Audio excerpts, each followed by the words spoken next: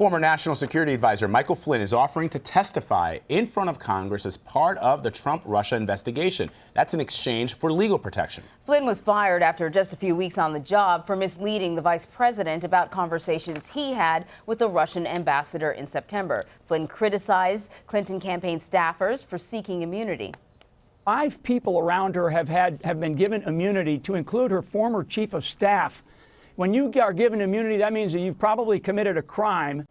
Well, that was then back in 2016, but Flynn's lawyer is deflecting speculation on this issue, saying in a statement that no reasonable person would submit to questioning in such a highly politicized witch hunt environment without assurances against unfair prosecution. This comes after the New York Times reported White House officials gave House Intel Chairman Devon Nunes the intelligence reports that he then shared with President Trump. Nunes has not commented on his sources. Well, to break it all down, because you basically need a flow chart for this, is CBSN political contributors Lynda Tran and Alex Conant. Lynda is a Democratic strategist, and Alex, you are a Republican strategist. All right, to start with, we're going to go to Alex. Michael Flynn's immunity request has triggered a lot of speculation about what he may say during his testimony. You're a former communications director. How does the Trump administration handle the fallout in the court of public opinion? Well, I think by doing what the president did this morning, which was tweet something out encouraging this move by Michael Flynn, saying that it's a political witch hunt. And of course, Michael Flynn should be seeking immunity to avoid some sort of unfair prosecution. I mean, that's the spin they're putting on it. But I can assure you that inside the White House right now, the counsel, the lawyers there, are not pleased with this development. As Michael Flynn's lawyer said in the statement last night, he has a story to tell, and he wants to tell the story, but he's not unwilling to do it unless he can be assured that he won't be prosecuted for it. That is troubling if you're a White House lawyer. That's a troubling sequence of events. So they're putting the best spin on it they can. I mean, ultimately, I don't think the day-to-day news cycles really matter at this point.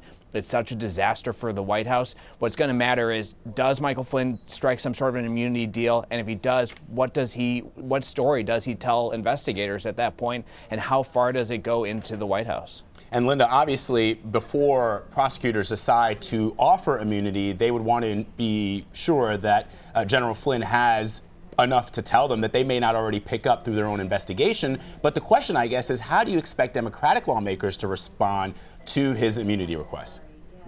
I mean, I think Democratic lawmakers are most concerned about their coming to light whatever information there is to share about the relationship that existed between the Trump campaign and its advisors. So I imagine that, they're going to stand back and let this thing play out. But behind closed doors, they're probably pretty supportive of it. It is worth noting, as you're thinking about the Trump White House spin on all of this, that Michael Flynn's lawyer is Robert Kellner, who was a notable member of the Never Trump movement during the campaign cycle. So while they're putting a good spin on it, you have to imagine behind closed doors, they are very, very concerned. Well, that is interesting. Yeah. Oh, man. To the Devon Nunes controversy now. The administration has deflected questions about whether it was the White House aides who actually shared the intelligence files with Nunes. But Alex, what do you make of how the White House is handling this, especially now in the wake of this report? Well, again, it's like we've seen so much over the last 10 weeks, the first 10 weeks of this administration. It's hard to believe it's only 10 weeks old, but 10 weeks into this White House, it's clear that they just cannot seem to get ahead of events. Every day we're reading something in the newspaper that the White House then has to spend the day scrambling to find answers to. And Sean Spicer, who I think is doing as well a job as possible under tough conditions, continues to go and tell the press things that then turn out to not be true, or events are somehow get ahead of them. And this is just another example of that. And it's such a contrast to what we saw during the campaign last year, where Donald Trump every day seemed to be able to set the agenda with total efficiency. Every day we were talking about what Donald Trump wanted to be talking about. Now that he's president, it's the exact opposite. And I think this is just another example of that. So, Lynda, again, back to what the Democrats should be doing on an issue like this. I mean, the question is, do Democrats just sit back and let the Republicans try to deal with this? We already have seen on the Senate side that there clearly appears, at least at this moment, to be a nonpartisan attempt to get at the bottom of exactly what happened in 2016. Or do they become more confrontational and demand that something happen to their liking? You know, I don't think that they can sit by and let this go without any sort of, analysis and a push for there to be a change. I mean, specifically, having Nunes on the White House campus and having information leaked to him by members of the White House itself really calls into question his ability to be part of, much less lead an investigation that should be, frankly, bipartisan. And that's why you're hearing Democrats step out and very, very vocally call for him to step down in this role and for there to be an independent investigation. You know, at the end of the day, regardless of which side of the aisle you're on, you have to remember that this is really not about Democrats or Republicans at all. It's about the American people. It's about their coming to light the information around this White House, which everybody deserves to know. And this is, I guess, a question for both of you. I mean, at the end of the day, as we get closer to the midterm elections, it's how the American people are going to feel about this. Because as you point out, Lynda, this is not a partisan issue. This is something that has to do with our very democracy. And as many officials have pointed out, those democracies in Europe of our allies. And so when will, if I have to use the example of the GOP because they are the party in power right now, when will they start to gauge the temperature of how Americans are feeling about this and do what they've been elected to do? Well, let me just say I disagree with Lynda that this is really about what happened in the last election with whether or not the Trump administration, Trump officials colluded with Russians. I think that is interesting and worth exploring, and certainly the FBI is looking into all that.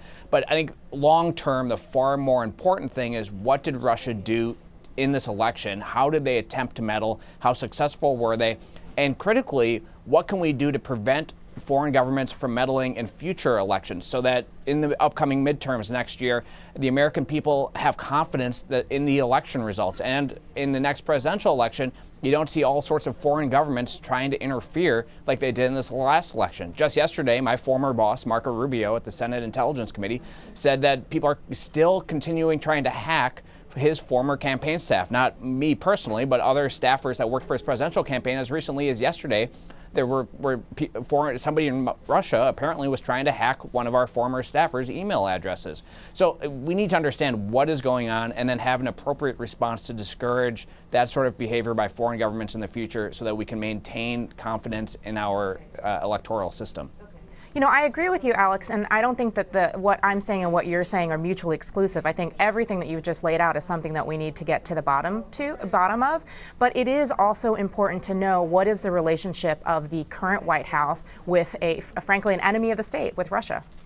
I agree. I just don't know that is the core of what these investigations are about. I think these investigations in the Senate and the House need to be as much forward-looking as they are backward-looking. And certainly if there are inappropriate contacts between this administration and Russia, the FBI and the Justice Department should prosecute those. I don't disagree. All right, Lynda Tran and Alex Conant, thank you That was so cordial. much. Yeah, that was very cordial. We wish that our lawmakers could be the same. Thank you, guys. Have a nice weekend. Thank you. Thanks.